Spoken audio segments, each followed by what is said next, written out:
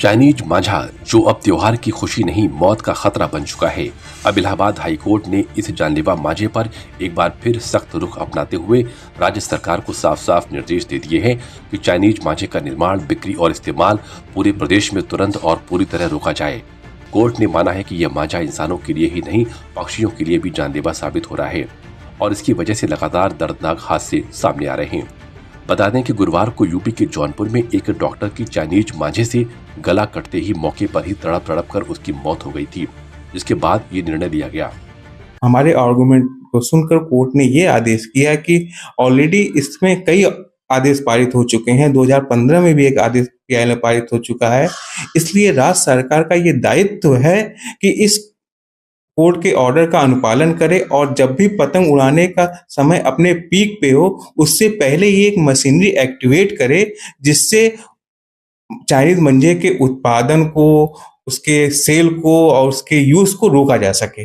अब सवाल ये है कि आखिर ये चाइनीज मांझा होता क्या है और क्यों इतना खतरनाक माना जाता है। आइए समझते हैं। चाइनीज मांझा नायलॉन या पॉलिस्टर की पतली डोर से बनता है। मांझे को कांच और धातु के बेहद बारीक पाउडर से बनाया जाता है। कांच का बारीक पाउडर एल्युमिनियम, स्टील या टंगस्टन कार्बाइड जैसे धातु के कण मांझे में होते हैं। कई बार मांझे में सिलिकॉन या पॉलीमर भी मिलाया जाता है ताकि कण लंबे समय तक चिपके रहें। गले पर लगते ही चाइनीज मांझा नसें काट सकता है। कोर्ट ने यह आदेश चीफ जस्टिस अरुण भंसाली तथा जस्टिस क्षितिज शैलेंद्र की खंडपीठ ने हिमांशु श्रीवास्तव व 2 अन्य की जनहित याचिका पर दी है।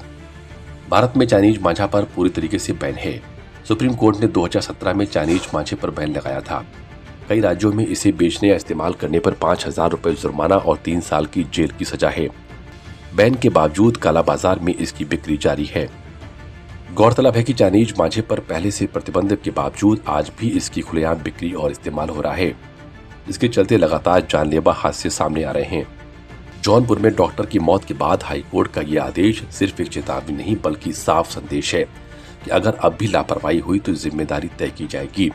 अब हाईकोर्ट के इस सख्त आदेश के बाद सबकी नजरें इस बात पर टिकी हैं कि सरकार और प्रशासन इस पर प्रतिबंध को जमीन पर कितनी गंभीरता से लागू करता है। इलाहाबाद हाईकोर्ट ने उज्बेकिस्तान में 18 बच्चों की मौत के लिए जिम्मेदार मेरियन बायोटेक प्राइवेट लिमिटेड के निदेशक और अधिकारियों को राहत देने से इनकार कर दिया है। कोर्ट ने कहा है कि कंपनी के अधिकारी अपराध के लिए जवाबदेही से बच नहीं सकते और सीजीएम का समन सही है। कंपनी पर औद्योगिक ग्रेड प्रोपाइलीन ग्लाइकोल के उपयोग और नकली टेस्ट रिपोर्ट बनाने का आरोप है जो दवाओं में प्रतिबंधित है। जन स्वास्थ्य से जुड़े अपराधों को तकनीकी आधार पर दरकिनार नहीं किया जा सकता। मामला उज्बेकिस्तान में 2022 और 2023 के बीच का है, जहां कम से कम 86 बच्चों को कफ सिरप लाया गया था। इसमें जहरीली कफ सिरप पीने से लगभग 55 से 60 बच्चों की मौत हो गई थी। मृतकों के परिजनों की शिकायत पर पुलिस ने केस दर्ज कर कोर्ट में चार्जशीट दायर की थी। इसमें उज्बेकिस्तान में डॉक 1 मैक्स सिरप बेचने वाली कंपनी के डायरेक्टर राघवेंद्र प्रताप को भी आरोपी बनाया गया। उन पर लापरवाही, धोखाधड़ी समेत अन्य संगीन धाराओं में मामला दर्ज किया गया था। WHO ने कहा था कि जांच में पाया गया है कि दोनों सिरप अच्छी क्वालिटी के नहीं हैं।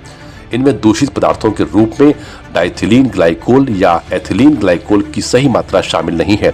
मामला सामने आने के बाद भारत सरकार ने मार्च 2023 में कंपनी मेरियन बायोटेक का प्रोडक्शन लाइसेंस रद्द किया।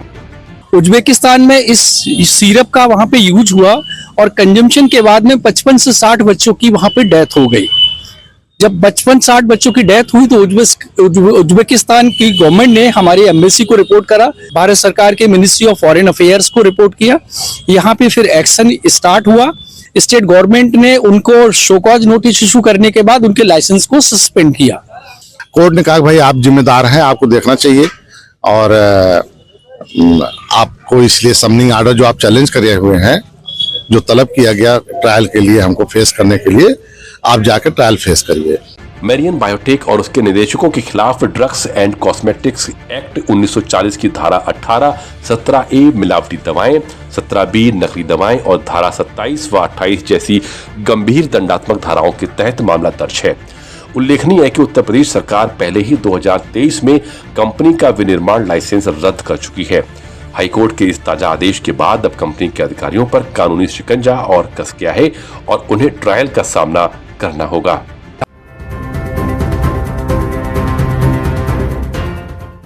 प्रयागराज में संगम तट पर चल रहे माघ मेला में आने वाले श्रद्धालुओं को अब ट्रेन का टिकट लेने के लिए लंबी लाइनों में लगने का झंझट कम हो जाएगा। महाकुंभ की तरह ही रेलवे ने इस बार माघ मेले में एक नई डिजिटल व्यवस्था लागू की है।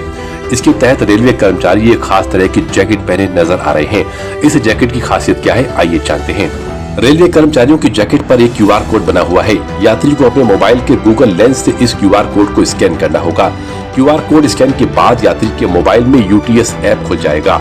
UTS ऐप के जरिए यात्री को डिजिटल रेल टिकट उपलब्ध हो जाएगा।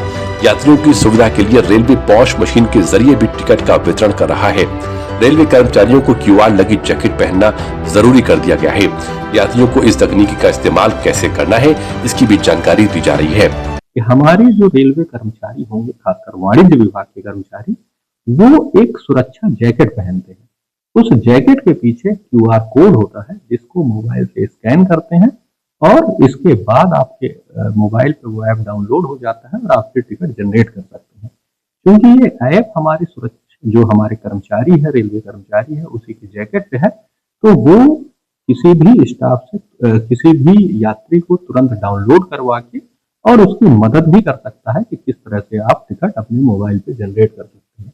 बहुत ही ज्यादा आसानी से, पहले लाइन में लगना पड़ता था, धक्का खाते थे, गिरते थे, अब तो बहुत ही ज्यादा बेहतर है, बहुत ही ज्यादा अच्छा है। ये देखिए, मुझे लाइन में नहीं लगना पड़ रहा है। मैं अभी अपने वाइफ के साथ आया, बहुत ही ज्यादा थका हुआ हूँ, अभी आया हूँ लाइन में भी नहीं लगा।